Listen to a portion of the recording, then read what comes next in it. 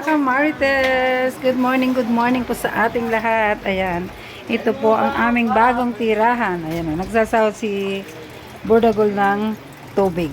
Ayan. At habang inaano niya yung bangus na lulutuin niya, tumigas masyado sa ref, sa freezer. Freezer ba yun? Hindi. Ayan. Nagsasahod siya guys ng tubig. Bagong tirahan po namin ito. Dito po kami nakatira, nangungupahan po. Yan. Simpleng bahay at simpleng buhay. Diba guys? Yan. Kasi ano pa lang po kami dito. 3 gabi at 3 araw. Ito po yung paligid niya. Ito. Yung mga damit po na nakasampay dyan. Ayan siya. Ayan, ang mga nakasampay. At ito naman yung isa. Ano kayang ginagawa niya dito? Ayan po yung space. Dito sa mayan. Malalaki po yung bahay dito sa paligid niya. Ayan. Anong gagawin mo dyan? Magbahay-bahayan ka? Ayan guys. Papabakuran daw ng may-ari doon. Kasi wala siyang bakod. Papa-blocks daw. Tapos, yung dito naman po, papa-blocks din daw niya. Ayan. Tapos yung bakod doon sa may harap. Ayan. Dito kami nagkukusina kasi malamok doon. Sa may likuran.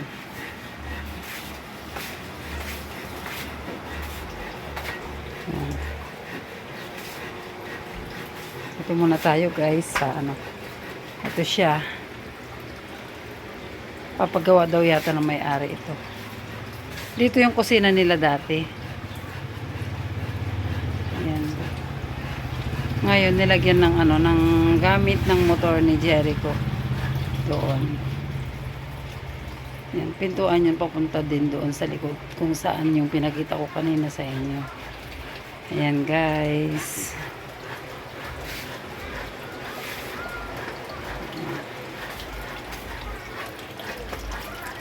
Siyempre, kahit gaano kaganda ang bahay mo, kung hindi tayo marunong makipagkapwa-tao, diba? Kaya ang lahat ng bagay dito sa mundo, walang permanente. Diba? Ang mahalaga, hindi tayo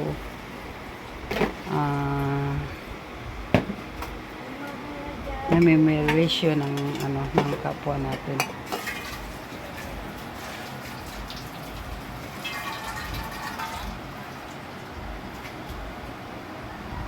Ito ang aming munting tirahan ngayon dito sa Kalangitan. Ayan guys, nagluluto ng aking Burdagol. Ayan. Abang nagre-relax muna tayo dito kasi katatapos natin magwalis ng paligid. Ayan po. Nakaharap ako sa blower kasi guys, ano, super lamok. Hindi pwedeng di tayo mag-blower. Hindi po yung isa nakaharap sa paa ni daddy kanina. Sa sahod ng tubig doon.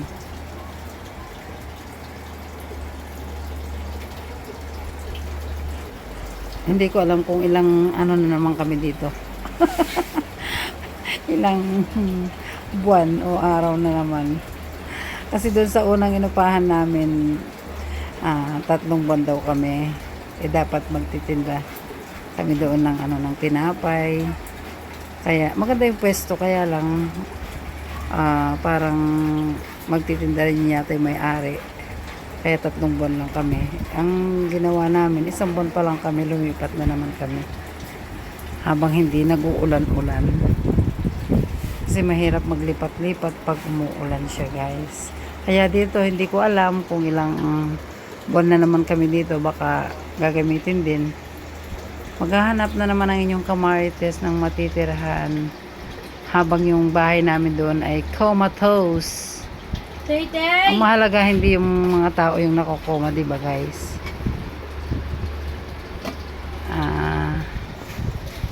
Ganyan talaga ang buhay. Kung para sa atin, para sa atin. Di ba? Ganun lang talaga. Tay, nasalong rambo ganin na. Ang mahalaga, walang bibitaw kay Lord. Di ba, Day? Ang importante ay ang halaga. Ang mahalaga, patuloy tayong magtiwala sa Diyos at maglingkod sa Kanya. Di ba, guys? Yan. Yan ang pinangahawakan ng inyong kamarites at ng aking pamilya, ng aking mga anak. Sabi ko sa kanila, ang lahat ng bagay na yan, ang lahat ng bagay dito sa mundo ay pansamantala lamang. Kaya, tuloy lang ang buhay. Mahalaga, nakakain tayo sa buong maghapon ng 3 beses at higit pa dun, diba? Kung ano man yung mga pinagdadaanan natin sa mundong ito, sa mundong ibabaw,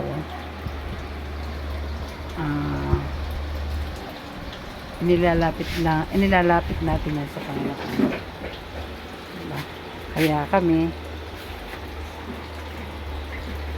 ang Panginoon lamang ang aming nagiging sandigan sa lahat ng aming mga nararanasan, sa lahat ng aming nagiging problema. Siyempre, siyang ating Diyos. Ayan. Tingnan natin yung niluluto ni Bordagol. Ayan guys. Papaksiw siya. Tay! Siyempre, luto na rin yung kanin namin.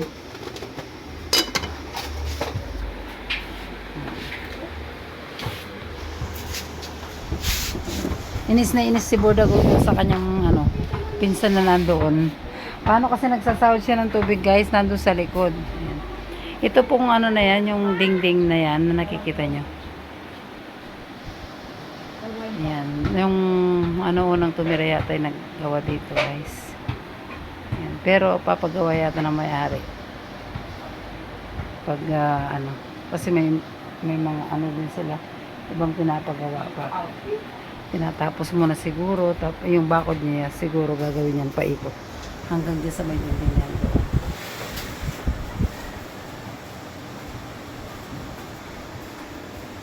Siyempre mura lang siya mura lang ang yung upa.